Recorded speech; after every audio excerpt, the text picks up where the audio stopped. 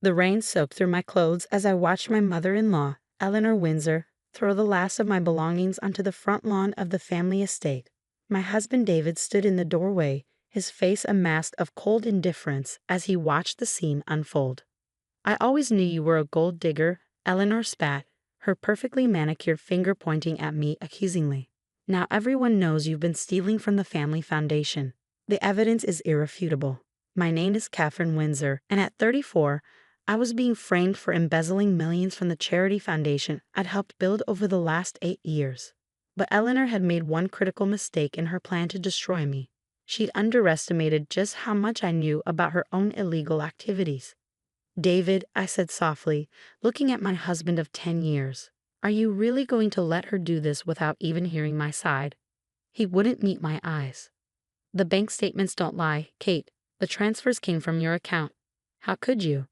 I thought about the USB drive tucked safely in my purse, containing 5 years' worth of evidence I'd gathered about Eleanor's own financial schemes. Documents showing how she'd been using the foundation as her personal piggy bank, funneling donations into offshore accounts while maintaining a facade of philanthropic nobility. "You're right, David," I replied, keeping my voice steady. "Bank statements don't lie. Remember that." Eleanor's eyes narrowed slightly, the first crack in her triumphant demeanor. She'd always been good at reading people, at sensing when someone knew more than they should. But not good enough. I'd started documenting her activities 3 years ago, when I first noticed discrepancies in the foundation's books. Small things at first: unexplained expenses, missing donation records, irregular transfers. But as I dug deeper, a pattern emerged. Eleanor wasn't just stealing.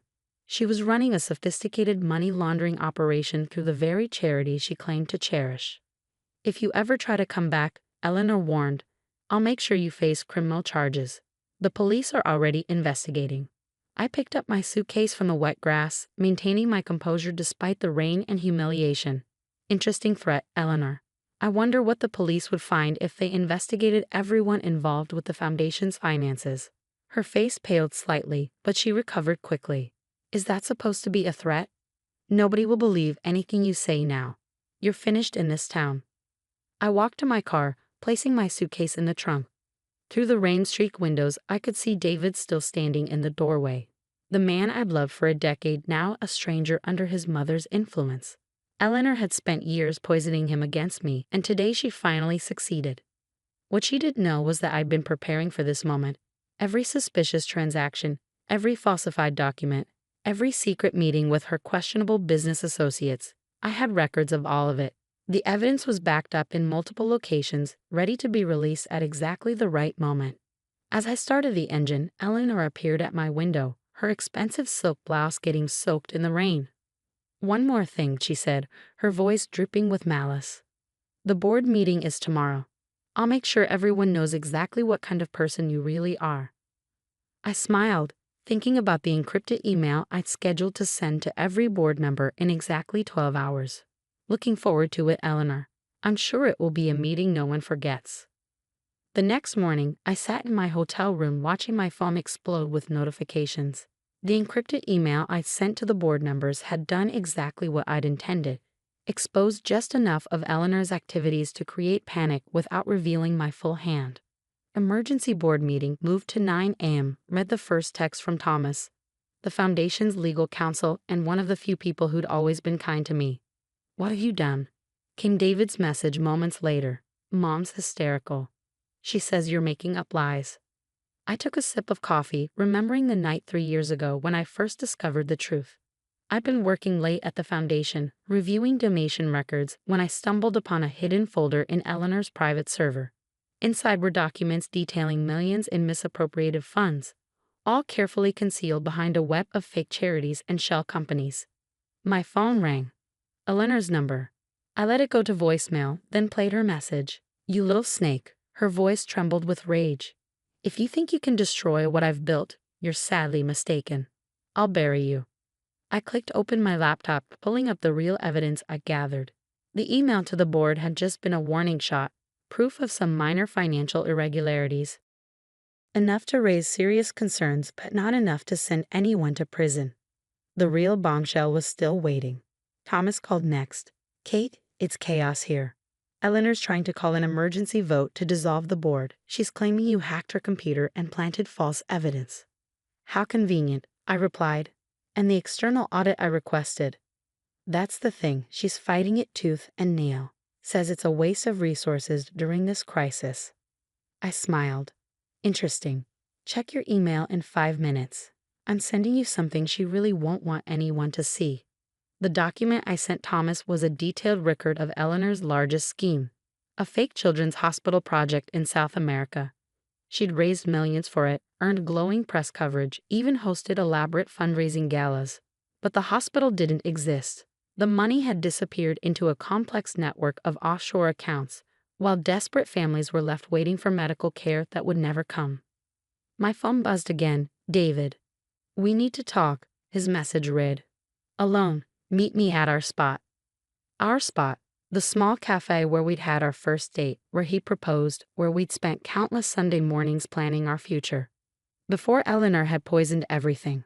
I hesitated, then replied, Okay, 30 minutes. As I gathered my things, another email came through. This one from Agent Sarah Martinez at the FBI's Financial Crimes Division. I contacted her office weeks ago, building a relationship just in case things went this way. Evidence received, her message read, moving forward with the investigation. Stay available. The cafe was quiet when I arrived, just a few morning customers lingering over coffee. David sat in our usual corner booth, looking like he hadn't slept. The confident, successful businessman was gone, replaced by someone who seemed lost and uncertain. Explain, he said as I sat down. Please tell me you didn't actually hack into Mom's private servers. I pulled out my laptop. I didn't need to hack anything, David. Your mother gave me access years ago, remember? When she made me head of operations, she just never bothered to revoke it after she started framing me. The Foundation's boardroom felt different as I walked in that afternoon. Gone was the usual atmosphere of polite deference to Eleanor Windsor. Instead, the air crackled with tension as board members huddled in small groups, whispering and glancing nervously at their phones. Eleanor sat at the head of the table, her usual regal posture stiff with barely contained rage. When she saw me enter with David by my side, her eyes widened in disbelief.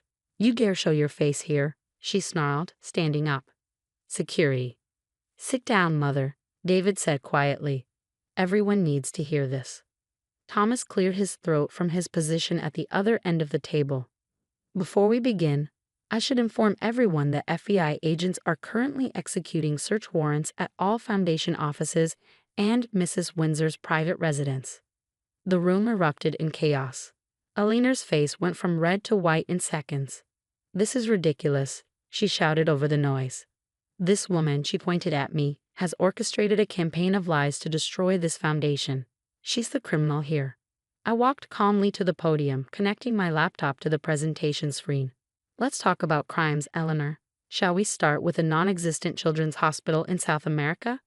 Or would you prefer to discuss the shell companies you've been using to launder donation money?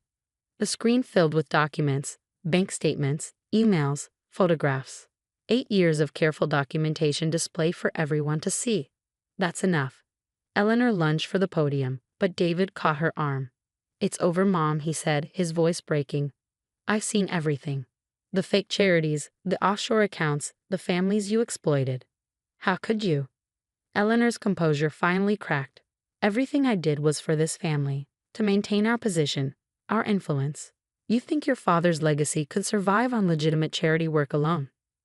The board members watched in stunned silence as Eleanor Windsor, pillar of society and celebrated philanthropist, revealed her true nature. And you, she turned to me, venom in her voice. You self-righteous little nobody. I knew from the moment David brought you home that you'd be trouble. Too smart, too curious, too unwilling to look the other way. I clicked to the next slide. Photos of the families who've been promised medical care from the non-existent hospital. You're right, Eleanor. I never learned to look the other way. That's why I spent 3 years gathering evidence, building a case, making sure that when the truth came out, it would be undeniable. The boardroom doors opened and Agent Martinez entered with 2 other FBI agents. Mrs. Windsor, we need you to come with us. Eleanor looked around wildly, but found no allies. The board members she'd manipulated for years now stared at her with disgust.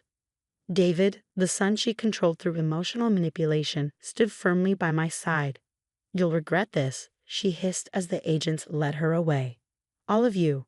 In the aftermath, David and I worked with the FBI to unravel the full extent of Eleanor's schemes.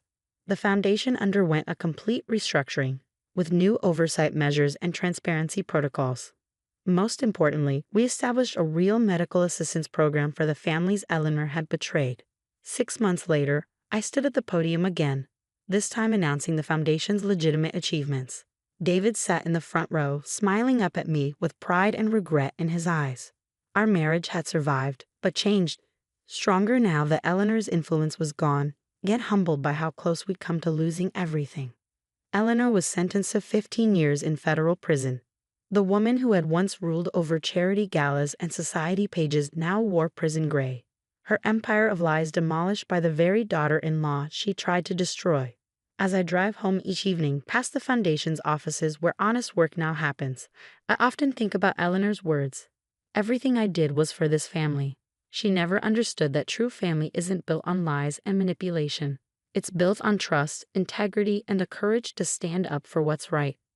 David and I are expecting our first child, a daughter. Sometimes I wonder if she'll inherit her grandmother's strength and determination. If she does, I'll teach her what Eleanor never learned, that those qualities are best used to build things up, not tear them down. The Foundation's newest project breaks ground next week, a real children's hospital, this time in our own city. Eleanor's portrait no longer hangs in the boardroom. Instead, there's a wall of photos showing the families we've actually helped, a daily reminder of why integrity matters more than image. They say the truth always comes out in the end. But sometimes I've learned it needs a little help from someone who's willing to play the long game, to gather evidence piece by piece, and to stand firm when everything seems lost. Eleanor thought she was destroying me that rainy day when she threw me out. Instead, she only succeeded in revealing who she really was, and who I could become when pushed to fight for what's right.